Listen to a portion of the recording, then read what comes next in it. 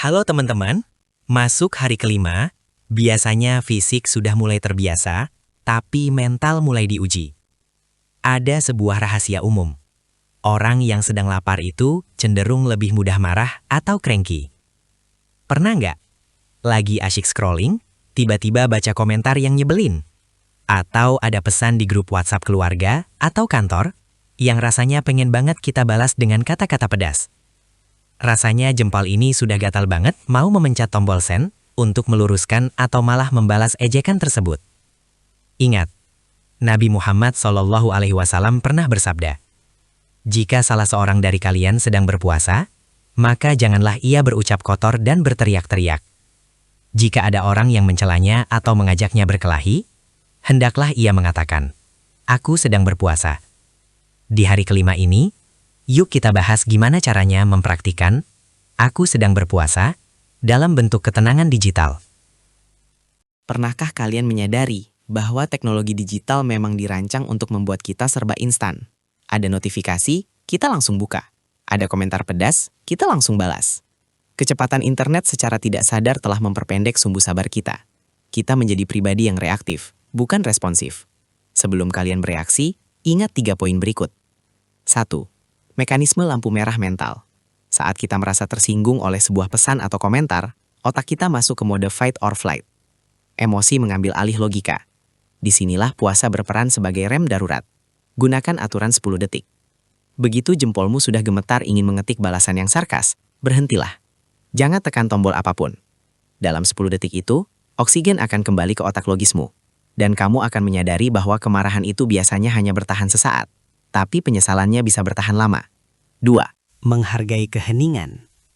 Kita sering merasa harus membalas setiap serangan agar tidak terlihat lemah. Padahal, dalam Islam, kemampuan menahan diri saat kita mampu membalas adalah definisi kekuatan yang sesungguhnya. Menunda respon memberimu waktu untuk bertanya, apakah egoku yang sedang bicara atau kebenaran? Seringkali, setelah ditunda 10 menit atau 1 jam, kita malah merasa bahwa hal yang tadi bikin kita marah sebenarnya tidak sepenting itu untuk ditanggapi. 3. Kedaulatan diri. Jangan biarkan orang asing di internet memiliki remote control atas emosimu. Jika mereka memancing amarahmu dan kamu langsung marah, artinya mereka yang menang. Dengan menunda respon, kamu sedang mengambil kembali kedaulatan atas dirimu sendiri. Kamu yang menentukan kapan dan bagaimana kamu akan bereaksi, bukan mereka. Pesan saya, puasa mengajarkan kita bahwa antara stimulus, godaan, dan respon, reaksi, ada sebuah ruang bernama sabar. Di ruang itulah letak kebebasan dan martabat kita sebagai manusia. Menghindari debat kusir. Memilih kedamaian di atas kemenangan ego. Media sosial seringkali berubah menjadi arena adu kecerdasan yang tidak sehat. Kita merasa harus meluruskan setiap kesalahan orang lain atau memenangkan setiap argumen di kolom komentar. Namun, puasa mengingatkan kita bahwa ada kemenangan yang jauh lebih besar daripada memenangkan debat, yaitu memenangkan pertarungan melawan diri sendiri. Ada 3 poin yang harus kalian ingat. 1. Pahala bagi yang meninggalkan debat. Rasulullah SAW menjanjikan rumah di pinggir surga bagi orang yang meninggalkan perdebatan, meskipun ia berada di pihak yang benar. Bayangkan, investasi surga ini bisa kita dapatkan hanya dengan menahan diri untuk tidak menekan tombol reply saat melihat postingan yang memancing perdebatan. 2. Energi yang terkuras sia-sia. Debat kusir digital jarang sekali berakhir dengan salah satu pihak berkata, "Oh, kamu benar, terima kasih sudah mencerahkan saya." Yang ada justru saling serang, saling cari celah, dan akhirnya hati jadi keruh. Saat berpuasa, energi kita terbatas. Jangan habiskan energi berharga itu untuk sesuatu yang tidak mengubah dunia, tapi justru merusak mood ibadahmu sepanjang hari. 3. Menjaga hati dari penyakit merasa paling. Debat seringkali memunculkan sifat sombong dan merasa paling tahu. Puasa seharusnya membuat kita rendah hati, tawadu. Dengan memilih untuk tidak terlibat dalam debat yang tidak produktif, kita sedang menjaga hati agar tetap lembut dan fokus pada kekurangan diri sendiri, bukan sibuk menguliti kekurangan orang lain. Pesan saya, menang debat di dunia maya mungkin membuat egomu puas selama 5 menit. Tapi menahan diri dari perdebatan demi Allah akan membuat hatimu tenang selama sisa hari. Terakhir, memilih kata yang mendinginkan, seni berkomunikasi dengan adab digital. Ada kalanya kita memang harus merespon, mungkin untuk menjelaskan kesalahpahaman di grup kerja atau menjawab pertanyaan penting. Disinilah tantangannya, bagaimana tetap tegas namun tetap memiliki aroma puasa dalam kata-kata kita.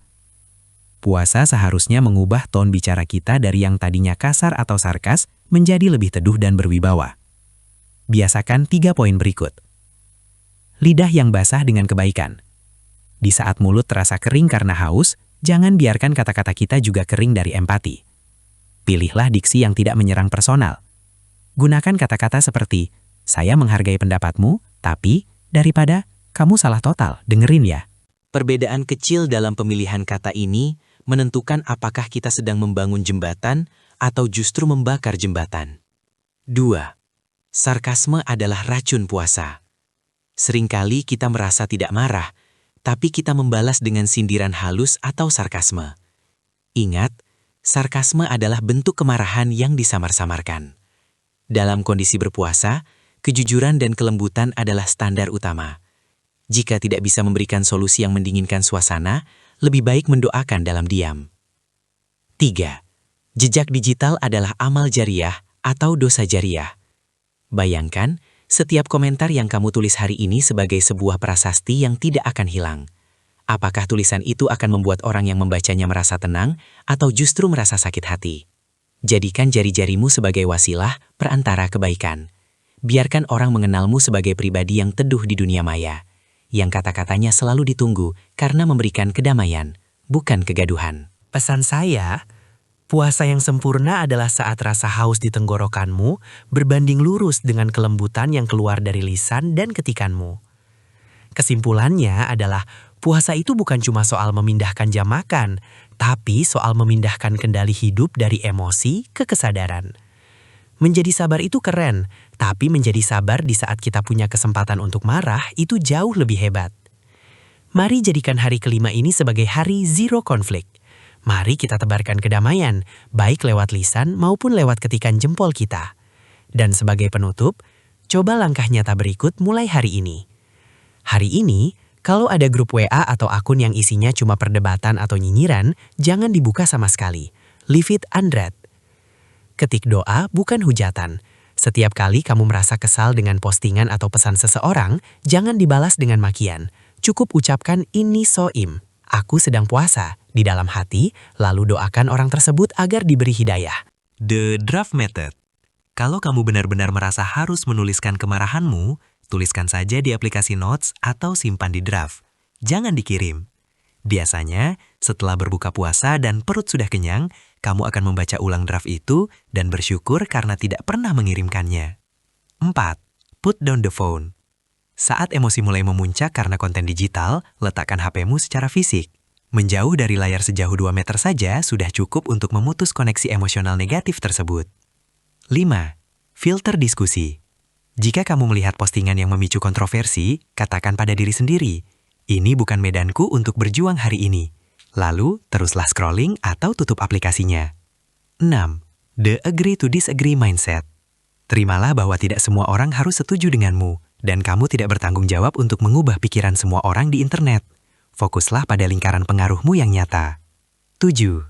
Gunakan fitur mute words. Jika ada topik-topik tertentu yang selalu membuatmu terpancing untuk berdebat, gunakan fitur mute di pengaturan media sosialmu, agar kata-kata tersebut tidak muncul di berandamu selama Ramadan. 9. The 3 Gate Filter. Sebelum memposting komentar atau mengirim pesan yang agak sensitif, lewatkan pada 3 pintu filter. Apakah ini benar? Apakah ini penting? Apakah ini santun? Jika tidak memenuhi ketiganya, hapus draftnya. Awali dengan doa. Jika harus menegur seseorang di media sosial atau grup chat, awali dengan mendoakannya dalam hati. Biasanya, saat kita mendoakan orang lain, kata-kata yang keluar dari jempol kita akan secara otomatis menjadi lebih terjaga dan tidak emosional.